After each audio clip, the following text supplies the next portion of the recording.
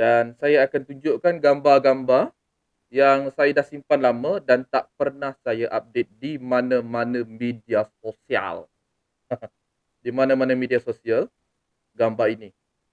Nak tengok gambar ni?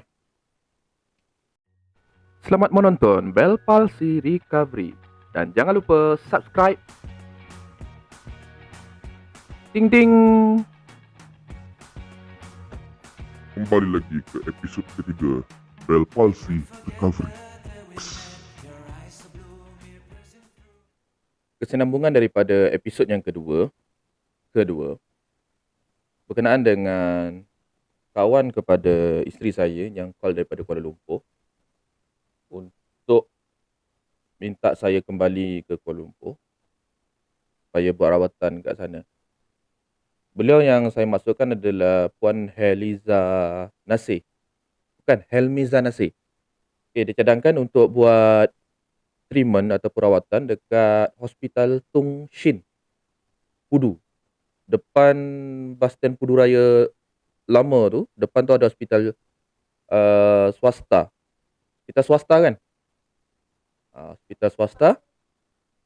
Yang itulah kali pertama saya pergi ke sana. Dalam keadaan mata saya tertutup sebelah kiri. Dibawa oleh Puan Helmiza ni. Pergi register kat sana. Waktu tu memang saya ketakutan lah. Punca utama adalah saya yakin pasti itu adalah hospital swasta. Yang mana kalau kita sebut swasta ni, dia punya kos pengurusan ataupun kos pembayaran ataupun yuran mahal. Jadinya, dalam keadaan yang tak berapa nak okey tu, saya fikirkan mana aku nak cekor duit ni, mana nak cari duit ni. Tapi pemikiran saya meleset 100% sebab waktu saya pergi register dekat sana, dengan kali pertama tu, awak ikut tak? Ikut. Maksudnya saya, isteri saya dan Miza. Bertiga. Pergi ke hospital tu. Pergi ke kaunter register dalam keadaan yang 50-50. Macam mana nak bayar ni. Bila register, dia minta IC apa semua. Dia tanya, kali pertama ke? Ya, kali pertama. Kali pertama. Sambung. Okay. Kali pertama register tu, dia cakap pembayaran untuk pendaftaran adalah RM31 seumur hidup. Wah, RM31 je. Apa lagi register, kemudian dia tanya nak doktor siapa.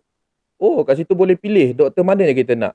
Atas cadangan Miza ni, dia mencadangkan untuk jumpa dengan Profesor Dr. Moon dari Korea. So, kami pergi register dan dah dapat nombor. Pergi ke bilik 182, tak silap, tingkat 2. Pergi ke sana. Kemudian, saya tak tahu apa rawatan yang dilakukan, yang saya diberitahu dekat situ tidak memberi kita ubat. Dia membuat rawatan secara alami. Secara alami. Apa yang berlaku waktu rawatan tu? Tunggu lepas ni. Sebelum Profesor Dr. Moon merawat saya, dia buat khidmat nasihat dahulu. Dia kaji kenapa saya boleh mengalami gejala ataupun sakit Bell Palsy ni.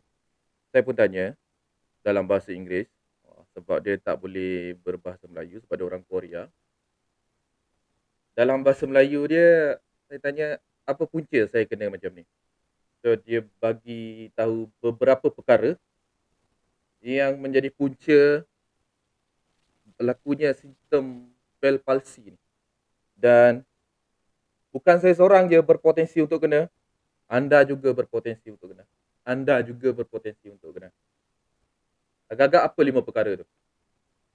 Di episod akan datang saya akan kupas. Untuk hari ini, untuk episod ini, saya akan bagi tahu proses yang saya alami untuk rawatan kali pertama di Hospital Tung Shin, Kuala Lumpur. Dan saya akan tunjukkan gambar-gambar yang saya dah simpan lama dan tak pernah saya update di mana-mana media sosial. Di mana-mana media sosial, gambar ini. Nak tengok gambar ni?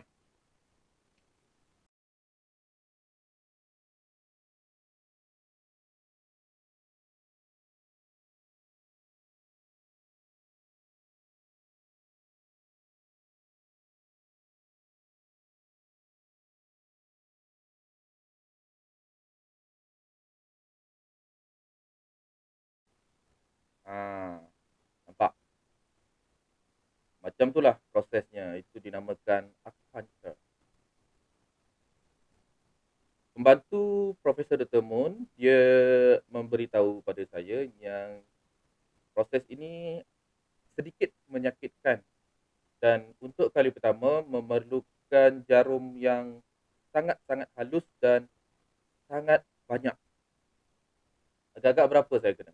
Tak silap saya lah, lebih daripada 30 batang jarum yang telah dicucuk bermula daripada muka saya sebelah kiri, membawa ke tangan, membawa ke kaki sehingga ke tapak kaki. Saya fikir kenapa dia perlu cucuk di kaki dan tangan? Secara logiknya, pada saya lah secara logiknya, apa yang saya rasa waktu rawatan tu, dia cucuk dan dia nak mengaktifkan balik urat-urat saya yang kejung. Logiknya lah, pendapat saya lah. Waktu dia cucuk tu, dia punya jarum tu memang sangat-sangat tajam dan sangat halus. Profesor Dr. Moon tu dia buat kerja dengan pantas. Sekejap je. Dia ambil.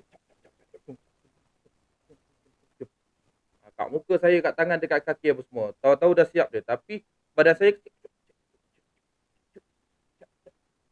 macam tu lah kejung. Kena cucuk tu. Dan dia pancarkan satu haba dekat tangan saya. Dan saya kena baring kat situ selama 1 jam. Dan 1 jam itulah saya rasa badan saya dalaman dia jadi panas sebab pancaran daripada haba bermula daripada jarum di tangan membawa ke kaki dan membawa ke kepala. Itulah proses yang saya alami untuk proses baik pulih saya punya Bell palsy ini. Okay. Saya buat tu anggaran dalam 3 kali. 3 kali saya buat dan setiap kali ulangan tu ada bayaran dia. Tapi bayaran untuk sekali lah. Lupa saya nak beritahu. Untuk pendaftaran, waktu tu RM31 je dan untuk rawatan RM30. Kemudian untuk rawatan kali kedua, pendaftaran tu dah tak perlu dah. Dia cuma perlu bayar yuran untuk rawatan. Kali kedua tu tak silap saya RM25 je. Kali ketiga dia dah jadi RM15. Saya buat rawatan tu tak banyak pun, dalam 5 kali je. Kemudian proses recovery saya semakin lama semakin okey sebab muka saya sebelah kiri ni dia jadi macam semut-semut tau, tak ada rasa. Kalau awak penampar saya pun saya tak rasa. Dan saya tak marah sebab tak sakit. Marahlah macam mana pun, tamparlah macam mana pun, tak sakit. Nak macam mana? Tetapi kesinambungan daripada saya buat acupuncture tu, saya buat secara logik akal. Muka saya ni saya kena panaskan untuk cairkan balik apa-apa yang beku dekat dalam muka saya ni. Dan apa yang saya buat, saya pergi kolam air panas dekat Ulu Langat. Dekat Ulu Langat. Agak-agak, apa yang saya buat dekat kolam Ulu Langat tu? Adakah saya mandi-manda? Nak tahu? Tonton